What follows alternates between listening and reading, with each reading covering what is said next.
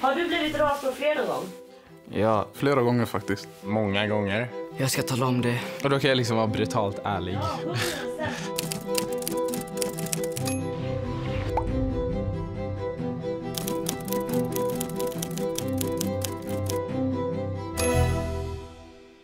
Jag brukar ta hem folk, mina vänner ibland, för att sitta och skoja runt, göra musik tillsammans. Så jag och min vän hade bestämt oss, men vi drar ner till affären snabbt. Vi blev hungriga, törstiga. Klockan var runt 9, halv 10 på kvällen. Och det hade precis blivit mörkt, så vi tar på oss våra kläder, vi går ner. Och min vän säger då till mig, Samet, vad du gör, om polis går förbi oss, kolla inte på han, få inte ögonkontakt. För då kommer han bli nyfiken och behöva stoppa oss i onödan och ta våran tid. Jag bara okej. Så vi går ner för den här backen ner till Hemköp då. Och så ser vi polisen, så jag kollar ner i marken, jag pratar med honom, jag fortsätter och går. Och så ser jag från ögonvrål då att han går ju förbi, vi går här, polisen kommer så vänder han så. Och nu tänker jag i mitt huvud, nu han kommer stoppa oss. Och det var det han gjorde också. Så han skriker, grabbar stanna. Och så ställer han oss 100 frågor på mindre än 2-3 sekunder. Vart ska ni? Vad gör ni ute den här tiden? Vad gjorde ni innan det här? Vad ska ni efter? Det första jag tänkte på i mitt huvud, tålamod. Och ha ett attityd och prata lugnt och fint med honom. Så jag berättade hur det var. Jag bara, men vi var i studion, vi gör musik, vi är på väg ner till Hemköp bara. Handla något att dricka, något att äta. Han kommer närmare oss och jag säger till honom, bara lyssna. Ha ett attityd mot oss, vi pratar med respekt tillbaka. Och det enda jag ber om det är respekt tillbaka. Han tog mig för givet, han tog mitten seriöst. Han kollade mittens i ögonen när jag pratade med honom. Så han trycker upp oss mot väggen, han visiterar oss, lalala. Han tar mitt personnummer, mig och min kompis personnummer. Och så ställer han oss frågan igen. Vart ska ni? Jag bara, det har jag berättat för dig, vi är på väg till Hemköp. Vi ska handla och sen ska vi hemåt igen. Sen så slänger han iväg den här dumma kommentaren då. Men det är alltid just ni. Det är bara det är på grund av sådana som er vi måste stoppa folk hela jävla tiden, säger han. Exakt de där orden. Polisen finns ju där för att skydda oss människor mot fara och prata fint och lugnt och samsas med oss. Vilket denna polisen inte gjorde. Jag kände mig typ som ett hot. Att jag inte accepterar för den jag är. Att jag måste anpassa mig för andra.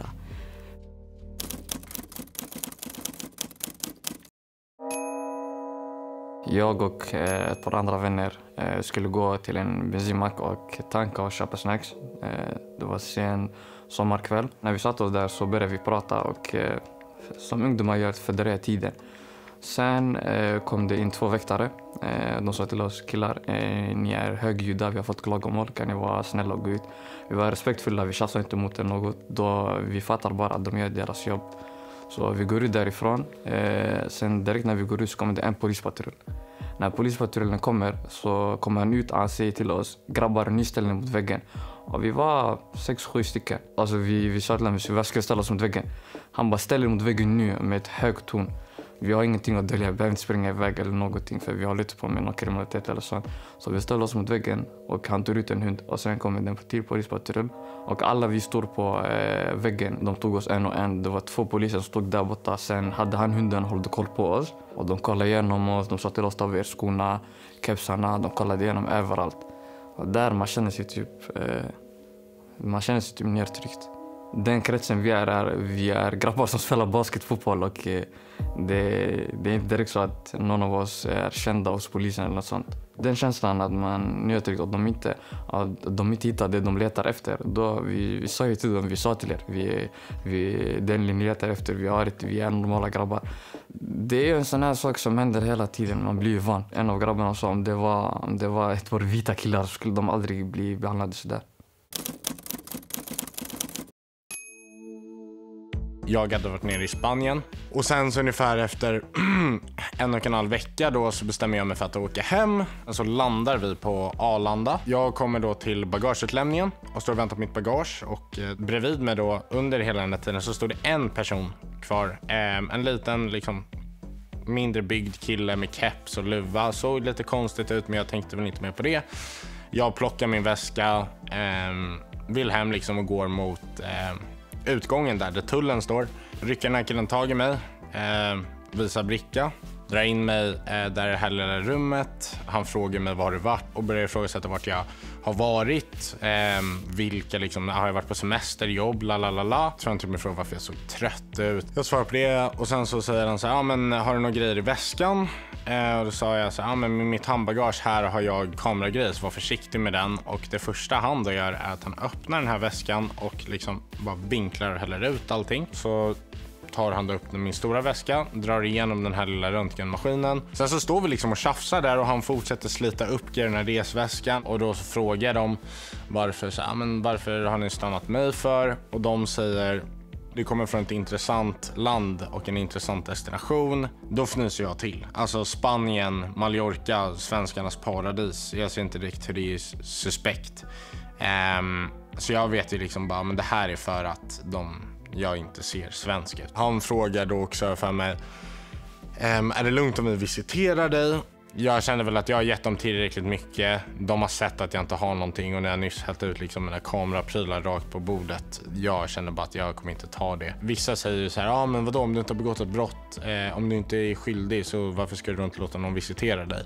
Och det har väl lite med integritet att göra. Så jag går ut då, men i efterhand, alltså ingenting har hänt. Nej men allt det här har ju självklart påverkat mig jättemycket. Inte bara den här gången utan alla andra gånger som jag har blivit stannad av främst då polis. Varje gång så går liksom hjärtat i 200. Jag blir nervös, börjar skaka och det finns egentligen ingen anledning för mig att vara nervös. Jag vet att jag inte har begått något brott.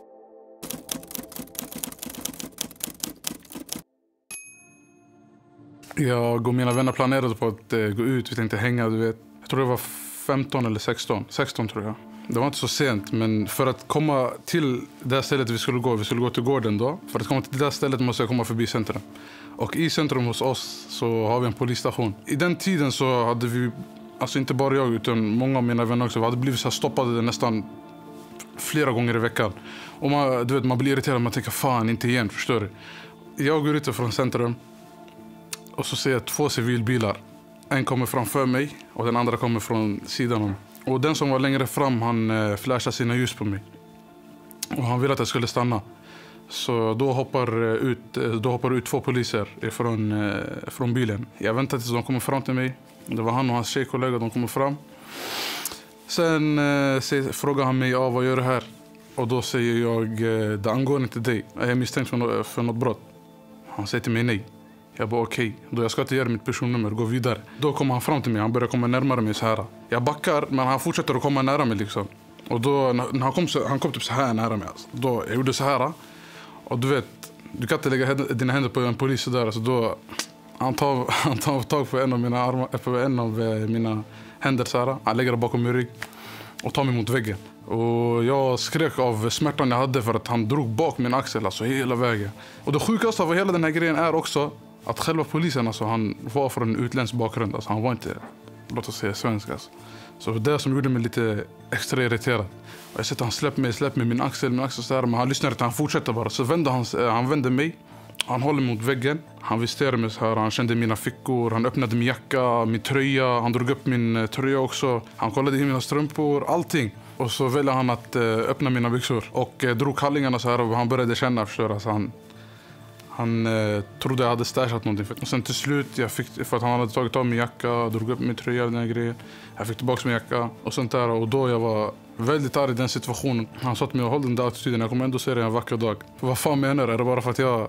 Förstår du? Är det bara för att jag är den jag är? För hur jag ser ut? Eller är det för hur jag klär mig? Eller är det för att jag bor i det här specifika området? Jag kände mig faktiskt väldigt förnedrad alltså. Det var en jätteäcklig känsla. Alltså, jag kände mig så här förnedrad, hånad typ. Alla vill att polisen bemöter varenda människa med respekt. Så jag vill att polisen skulle bemöta mig så som de bemöter andra.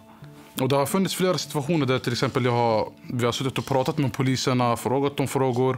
Vi har en civil konversation liksom, och det är inget problem. Ifall det hade varit så varje gång så hade ingen haft problem med polisen. Men det finns vissa situationer där de inte bemöter det med respekt alls.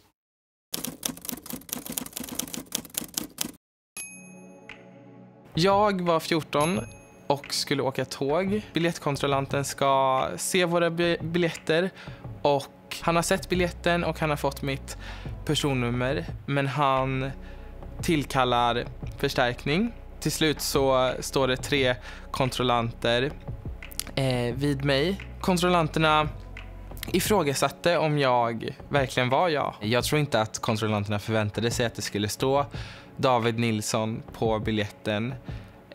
Och jag tror inte att det var en fråga om jag var ungdom eller inte, för att man kunde tydligt se att jag var ungdom. Jag var den enda som behövde visa legitimation just för att jag var den enda som hade ett utseende som inte stämde överens med namnet på biljetten. Stämningen var väldigt tryckt och väldigt aggressiv när jag mest fokuserade på att försöka hålla mig lugn. Minns att jag kände där och då att jag bara ville sjunka under marken och att situationen skulle vara över.